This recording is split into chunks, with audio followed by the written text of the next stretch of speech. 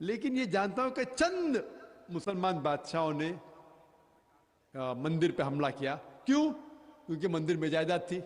السلام علیکم پیارے دوستو، آپ سب کو دین اسلام کے PK چینل پہ خوش آمدید. امید کرتا ہوں آپ سب خیریت سے ہوں گے. چلے شروع کرتے ہیں آج کی ویڈیو. میرا نام شمع پروین ہے اور my question is for clarification.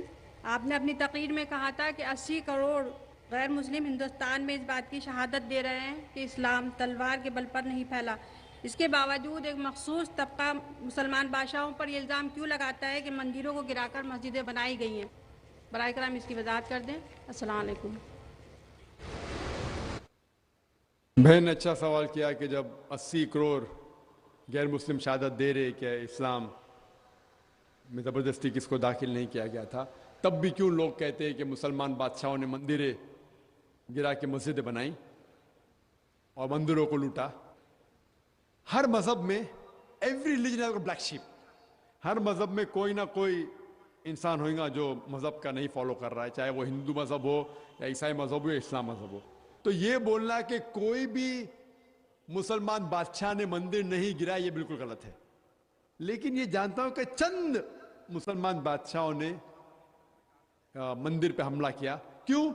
کیونکہ مندر میں جائیداد تھی. وہ غلط ہے.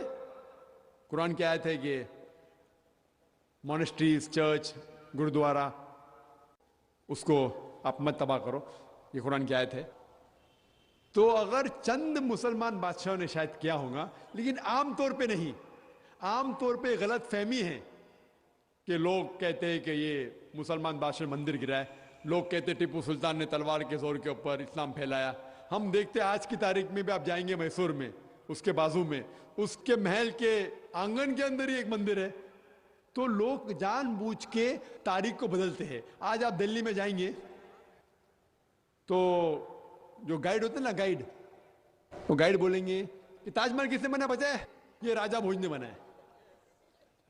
تو میں جب دلی گیا تھا تو ایک فارنر تھا، اسے گائیڈ کہہ رہا تھا کہ راجہ بھوج نے بنا ہے. تو ادھر بیوقوف، میں ہزاروں میل دور سے آ رہا ہوں پوری تحقیق کے ساتھ کس نے تاج محل بنا ہے، ابھی آپ مجھے کہہ رہے ہیں کہ راجہ بھوج نے بنا ہے. تو اس طریقے سے تاریخ کو بدل رہے. قطب مینار کس نے بنایا؟ ایک نیا نام لیتے ہندو. تو یہ ایک سازش ہے تاریخ کو بدلنے کے لیے.